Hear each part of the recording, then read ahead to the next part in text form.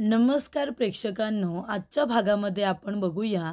इथे इंटरव्ह्यूसाठी ईश्वरी आलेली असते, पण तिला ॲड्रेस कुठला दिलेला असतो त्याबद्दल तिला काही माहितीच नसतं.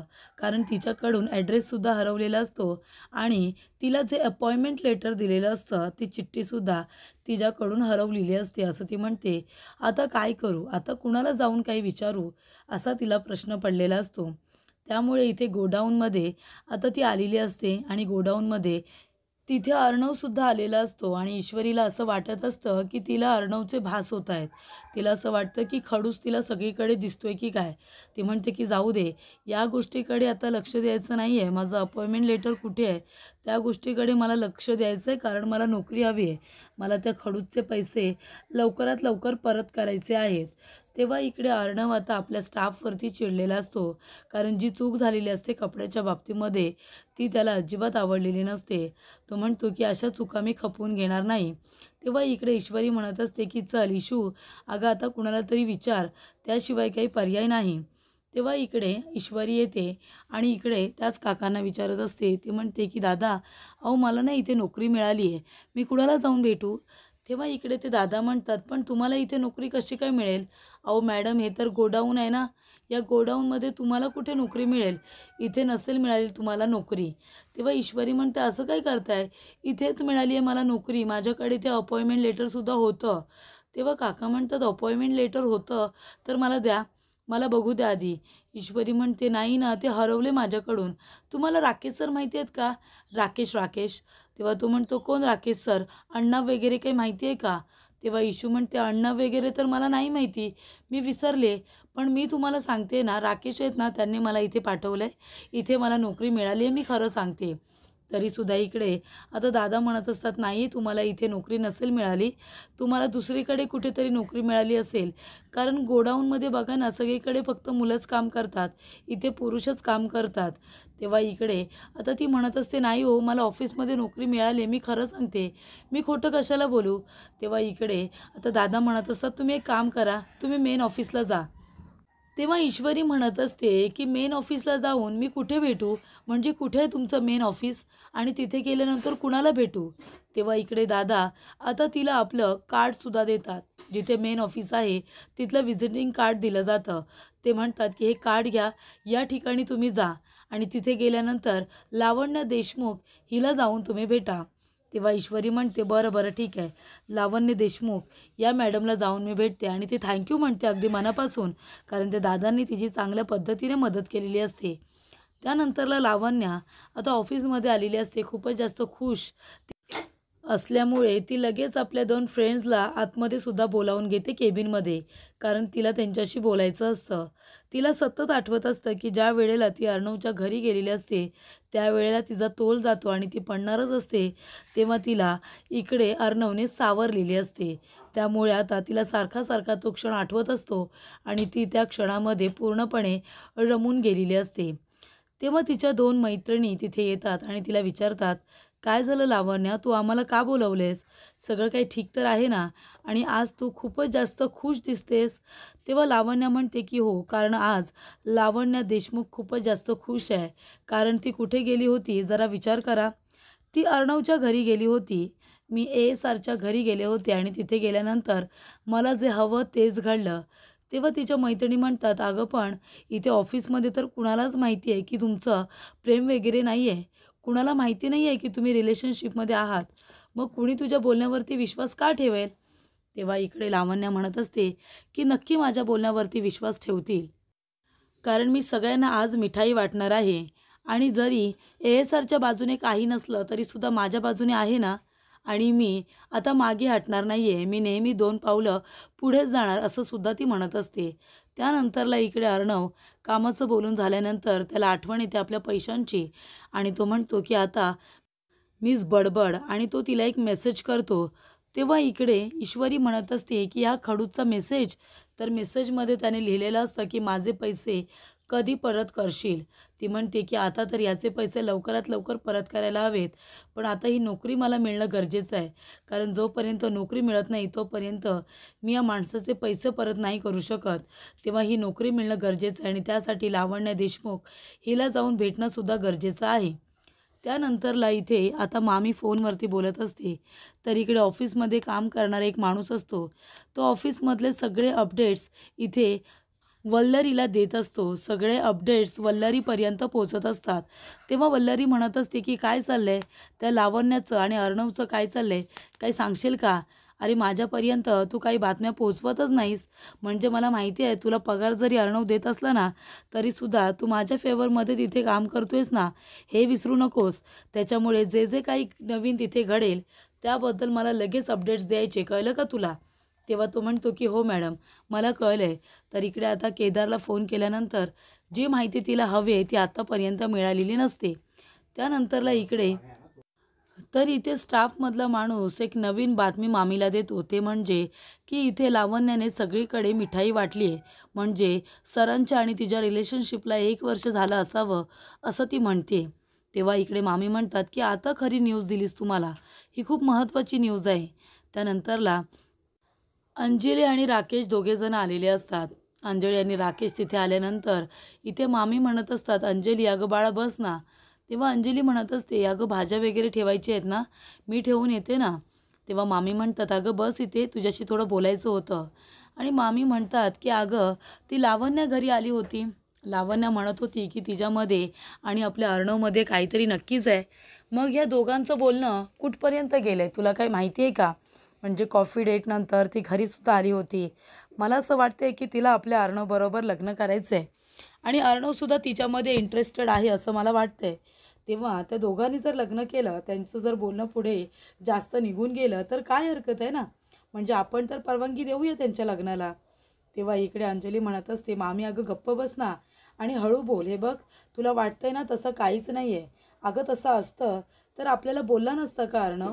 तो तसं काहीही बोललेला नाही आहे आणि त्याच्या मनामध्ये तसं काही नाही आहे. उगाच आपण आहे ना इथे बसून अंदाज बांधायला नको. जर तसं काही असतं तर अर्णव आपल्याशी स्वतःहून बोलला असता असं मला वाटतंय. तेव्हा इथे राकेश म्हणत असतो की मामी मला काय वाटतं, अंजली जे काही बोलते ते बरोबर आहे. जोपर्यंत इथे आता अर्णव स्वतःहून काही सांगत नाही तोपर्यंत अंदाज बांधणं चुकीचंच आहे. आणि लावण्याच्या एकटीच्या बोलण्यावरती आपण विश्वास का ठेवायचा? बरोबर की नाही? जे काही असेल ते दोघांच्या बाजूने असायला हवं. ती एकटी बोलते म्हणून ते सगळं खरंच आहे असं मानून आपण चालायचं नाही असं अंजलीला वाटतं. आणि उगाच हा विषय सारखा सारखा काढू नकोस. जर आजीने ऐकलं ना तर तिला खूप वाईट वाटेल. तेव्हा मामी म्हणत असतात, अगं असं काय करतेस? आता जर अर्णवला लग्न करायचं असेल त्या मुलीशी किंवा त्या मुलीला अर्णवबरोबर लग्न करायचं असेल ना, तर आपण कुणीही ही गोष्ट नाही थांबवू शकत. कुणी नाही थांबवू शकत. होणाऱ्या गोष्टी होणारच. तेव्हा इथे अंजली म्हणत असते, अगं मामी तू गप्प बस ना. उगाच हा विषय काढू नकोस हा. जर आजीने ऐकलं ना तर तिला उगाच या गोष्टीचा त्रास होईल. तेव्हा इकडे आता आजी नेमकी तिथे आलेली असते आणि ती म्हणते, काय झालं? कसला त्रास होईल मला? तेव्हा मामी म्हणते, हे बघ ऐकलंस, म्हणजे ज्या गोष्टी होणाऱ्या असतात ना अंजली, त्या गोष्टी होणारच गं, कुणी नाही थांबवू शकत. तेव्हा इकडे आता आजी रागानेच विचारते की कशाबद्दल बोलत होता. त्यानंतरला इकडे गोडाऊनमध्ये आता अर्णव त्या माणसाला म्हणतो की पुन्हा अशी चूक नाही झाली पाहिजे. निदान कपडा हा चांगलाच असला पाहिजे, त्याने आपले इथे चांगले कपडे बनतात. तर इथे आता मामी म्हणत असते, ऐकलत ना तुम्ही सगळ्यांनी, म्हणजे मला काय बोलायचं होतं ते. आता इथे आई आल्यात, त्यांना समजावा तुम्ही काय बोलत होता, मी काय बोलत होते ते. तेव्हा इकडे आजी म्हणत असते, काय गं अंजली, काय झालं बाळा?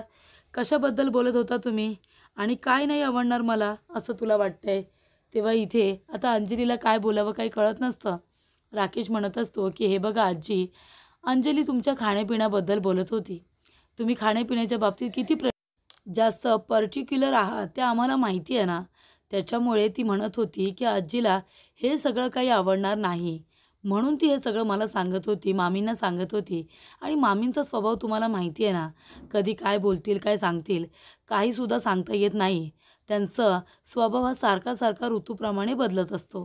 त्यानंतरला इकडे अंजली म्हणत असते, अहो चला जरा मदत करा, भाजी आतमध्ये ठेवायची आहे ना, चला जरा माझी मदत करा असं अंजली म्हणत असते. आणि ती आता आजीला काही सांगत नाही, टाळाटाळ करते आणि तिथून निघून जाते. तेव्हा इथे आजी म्हणत असते की अर्णवच्या आयुष्यात कुणी मुलगी आहे का? आणि अर्णव मला सांगत नाही असं आहे का? असं इकडे आजीला वाटत असतं. त्यानंतर इथे प्रेक्षकांनो अर्णव जात असताना एक गुलाबी रंगाचा तिथे खाली रुमाल पडलेला असतो आणि त्याच्यावरती इथे अर्णवचा पडतो पाय. आणि तो रुमाल त्याच्या बुटाला आता चिटकलेला असतो आणि तसाच रुमाल तो आपला घेऊन निघून आता ऑफिसला जात असतो. त्यानंतरला तो रुमाल असतो ईश्वरीचा, पण त्याबद्दल अर्णवला काहीही माहिती नसतं. तर इकडे प्रेक्षकांनो, ईश्वरी आता तो ॲड्रेस घेऊन त्या ठिकाणी आलेली असते, ज्या ठिकाणी तिला पाठवलेलं असतं. ती हेड ऑफिसमध्ये आता आलेली असते. तेव्हा इकडे ती म्हणत असते की लावण्य देशमुख त्यांना मला भेटायचं आहे. आणि ती बघते तर ऑफिस खूपच जास्त हायफाय असतं. ती म्हणत असते की अरे देवा, इथे सगळ्या मुली कसे छान कपडे घालून आलेत आणि या सगळ्यांमध्ये मी एकटीच फक्त सलवार सूटमध्ये आहे. मी एकटीनेच फक्त सलवार सूट घातलं आहे, असं इकडे आता ती म्हणत असते. आणि बाकीच्या मुली इथे वेस्टर्न कपड्यांमध्ये छान पद्धतीने बसलेल्या असतात. तेव्हा ईश्वरी म्हणते की आता मी काय करू, कुणाला जाऊन विचारू की लावण्य देशमुख कुठे आहेत त्या. तेवढ्यातच एका मुलीचं लक्ष जातं आणि ती विचारते, ओ कोण आहात तुम्ही आणि इथे काय करताय, कुणाला भेटायचं आहे. तेव्हा ती म्हणते ईश्वरी की मी इथे नोकरीसाठी आली आहे. तेव्हा ती म्हणते ते बघा त्या मुली तिथे बसल्यात ना, त्यांच्यामध्ये जाऊन बसा. त्या सगळ्याजणी इंटरव्ह्यूसाठी आली आहेत, त्यांच्याबरोबर जाऊन तुम्हीसुद्धा बसा. तेव्हा ईश्वरी म्हणत असते पण या मुलींबरोबर मी कशाला बसू, मला तर अपॉइंटमेंट लेटर मिळाले, मग त्यांच्याबरोबर जाऊन मी काय इंटरव्ह्यू देऊ. तेव्हा इकडे आता तिला लगेच नोकरी हवी असते. तेव्हा सगळ्या मुली आता वाट बघत असतात की ASR कधी येणार. पण त्याच्या आधी लावण्याला आपली काही कामं कंप्लीट करून घ्यायची असतात. इकडे आता जे कपडे आलेले असतात ते अल्टर करायचे असतात आणि अजून तो अल्टर करणारा माणूस तिथे काही पोचलेला नसतो. तेव्हा इकडे आता ती खूपच जास्त चिडलेली असते. लावण्य म्हणते की तुम्हाला तुमची कामं नीट करता येत नाही का. आता ASR इथे येईल आणि तो येण्याच्या आधी मला ते कामं परफेक्ट झालेली हवेत, पण अजून पण नाही झालेत. आता त्याला काय उत्तर देणार आहे मी. ती म्हणते की आताच्या आता त्या माणसाला फोन कर आणि त्याला लवकरात लवकर इथे बोलावून घे. तेव्हा इकडे आता ती विचार करत असते की मी करू तर काय करू, जाऊन लावण्याबरोबर बोलू का की नको बोलू, असा ती विचार करत असतानाच इथे लावण्य आता त्या माणसावरती इतकी चिडलेली असते. ती त्याला म्हणत असते की काम लवकर आणि वेळेत झालंच पाहिजे. ASRला अजिबात उशीर झालेला आवडत नाही. त्यानंतरला ईश्वरी त्याने म्हणते, लावण्य देशमुख मॅडम, तुमचं नाव लावण्य देशमुख आहे ना. तेव्हा ती म्हणते हो. तेव्हा इकडे ती तिला विचारते की तुला कपडे अल्टर करता येतात का, मशीन चालवता येते तुला. ती म्हणते नाही, पण मला थोडी थोडी जमते, एकदा विश्वास तर ठेवून बघा ना. तेव्हा इथे लावण्य म्हणते ठीक आहे, सगळे कपडे तू व्यवस्थित जर अल्टर केलेस ना तर मी नंतर तुझ्या नोकरीचा विचार करेन. तेव्हा इकडे आता सगळे डिझाईनचे कपडे तिला द्यायला सांगितलेले असतात आणि तिला व्यवस्थित मातात ते अल्टर करायला सांगितलेले असतात. तेव्हा इकडे लावण्य म्हणते की आता ऑफिसमध्ये मला अजिबात कळला नको आहे, कारण आता ASRच्या येण्याची वेळ झालेली आहे. तेव्हा इकडे ASRचा मेसेजसुद्धा तिला आलेला असतो आणि त्याचबरोबर लावण्याने एक खूप मोठी गंमत केलेली असते. तिने लाल बुके इकडे आता अर्णवच्या घरी पाठवलेला असतो आणि तो बुके पोहोचल्यानंतर तिला लगेच मेसेज येतो. पण इथे तो बुके जो पाठवलेला असतो तो मामीच्या हातात पडतो. मामी म्हणत असते की अरे वा, एवढे लाल लाल सगळी फुलं आहेत, तुला माहिती आहे का, बघितलंस का अंजली, अगं फुफे आला आहे, कुणीतरी एवढा मोठा फुफे फाटवला आहे, असं मामी म्हणत असते. तेव्हा अंजली म्हणते अगं मामी, फुफे नाही गं, त्याला म्हणतात बुके. ती म्हणत असते हा गं, दॅट इज दॅट, तुला कळलं ना, पण कुणी पाठवलं आहे गं. तेव्हा इकडे आता नाव वगैरे वाचल्यानंतर अंजली गप्पच बसते, कारण तो लावण्याने पाठवलेला असतो. मामी म्हणते कुणी पाठवलं आहे. तेव्हा ती म्हणते नाही गं, कुणी पाठवलं आहे माहिती नाही, बरं दे माझ्याकडे, मी आतमध्ये नेऊन ठेवते. तेव्हा मामी म्हणत असते नाही हां, अजिबात नाही, मला सुद्धा नाव वाचू दे बरं, कुणी पाठवलं आहे, आपल्या अर्णवसाठी तर पाठवलेलं नाही आहे ना. तेव्हा ती म्हणते नाही गं मामी, अर्णवसाठी नाही पाठवलं आहे, तू दे माझ्याकडे. तेव्हा ती म्हणते असू दे गं, मलासुद्धा रेड रोजेस खूपच जास्त आवडतात. तेव्हा इथे ते नाव आता ती तिला वाचू देत नसते. तेवढ्यातच तिथे आजी येते आणि म्हणत असते काय काय चाललं आहे, काही सांगाल का, कसली गडबड चालली आहे, हा बुके कुणी पाठवला आहे. तेव्हा इकडे अंजली म्हणत असते नाही गं आजी, याच्यावरती नाव असं स्पष्टपणे लिहिलेलं नाही आहे. तेव्हा ती म्हणत असते की अंजली, कॉफी शॉपमध्ये ती मुलगी भेटली होती, ती लावण्या, तिने तर पाठवलेला नाही आहे ना. अंजली म्हणते नाही गं. तेव्हा आजी म्हणते नाही, ती घरी पण आली होती ना, म्हणून विचारते. तेव्हा ती म्हणते नाही नाही, तिने पाठवलेला नाही आहे गं आजी. तेव्हा इकडे आजीला लावण्याचा राग येत असतो कदाचित आणि म्हणूनच ती म्हणत असते की त्या लावण्याने तर पाठवलेला नाही आहे ना. तेव्हा ओढाताणीमध्ये इथे मामी आणि अंजलीमध्ये आता ते नाव पूर्णपणे फाटून गेलेलं असतं आणि इथे आता आजीला कळलेलं नसतं की ते लावण्यानेच पाठवले म्हणून. त्यानंतरला इथे सुद्धा आता मामी तोंडावरती चांगलीच पडलेली असते. पण जाता जाता मामी मागे वळून आजीकडे बघत असते आणि म्हणते की पण काही झालं ना तरीसुद्धा अर्णवचं लग्न मी सहजासहजी काही होऊ देणार नाही आहे, कळलं का? माझी विचारणा केल्याशिवाय त्याचं लग्न होणारच नाही.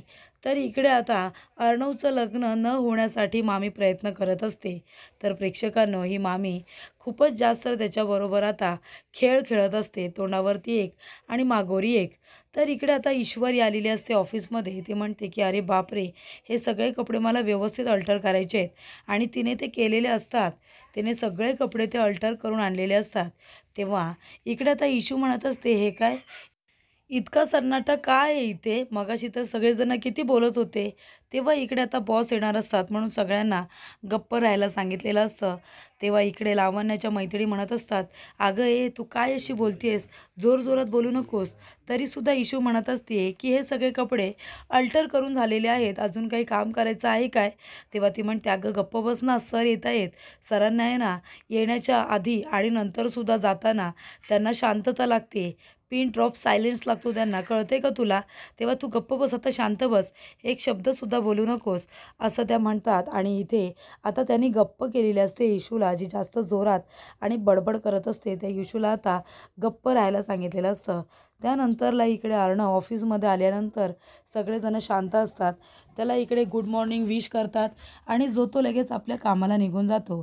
तर इकडे गुड मॉर्निंग बॉस असं म्हणाल्यानंतर इकडे ईश्वरीसुद्धा वाकून बघते आणि म्हणते की बॉस, आणि ती बघायला जाते. तेवढ्यातच अर्णव आता त्याच्या केबिनमध्ये निघून गेलेला असतो. तर इथे तो अर्णवच आहे हे काही इशूला कळत नाही. तर पुढील भागामध्ये आपण बघूया. इशू लावण्याला म्हणत असते की माझं काम, माझी नोकरी पक्की झाली आहे का? तेव्हा इकडे लावण्य म्हणत असते की तू अल्टर केलेले सगळे कपडे जर माझ्या मॉडेलला परफेक्ट झाले तर तुझी नोकरी पक्की. तेव्हा इथे ईश्वरी म्हणत असते की याचा अर्थ अजूनही माझी नोकरी पक्की झालेली नाही आहे, मला कधीही जायला सांगू शकतात. तर इकडे अंजलीने आता फोन केलेला असतो अर्णवला आणि ती म्हणत असते की लावण्याने घरी बुके पाठवलं आहे, तुझ्या नावाने गुलाबाची फुलं पाठवली आहेत. तेव्हा अर्णव म्हणत असतो की लावण्याने माझ्या नावाने घरी बुके का पाठवलं असेल, ते सुद्धा गुलाबाची फुलं कशासाठी? त्यालासुद्धा ही गोष्ट आवडलेली नसते.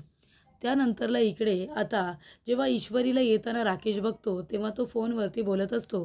तो म्हणतो, "पण असं कसं केलं तुम्ही? मला 2-3 दिवसाची तरी मुदत द्यायची ना? तुम्ही लगेच मला जायला सांगितलंत म्हणजे? आता किती मोठ्या प्रॉब्लेममध्ये मी आहे, कळते का तुम्हाला?" तेव्हा इथे ईश्वरी राकेशला बोलताना बघते आणि ते आता धावत पळत तिथे येते आणि विचारते, "काय झालं? तुम्ही इथे का बसलात?" तेव्हा राकेश म्हणत असतो, "ते काय झालं, 3 महिन्याचं भाडं मी दिलं नव्हतं ना घराचं. त्याच्यामुळे घरमालकाने माझं सगळं सामान रस्त्यावरती आणून ठेवलं होतं. त्याने मला घरातून हाकलून दिले. आता मी कुठे राहायला जाऊ मला काहीच कळत नाही आहे." तेव्हा इथे राकेशचं बोलणं याचं आता ईश्वरीला खूपच जास्त वाईट वाटलेलं असतं.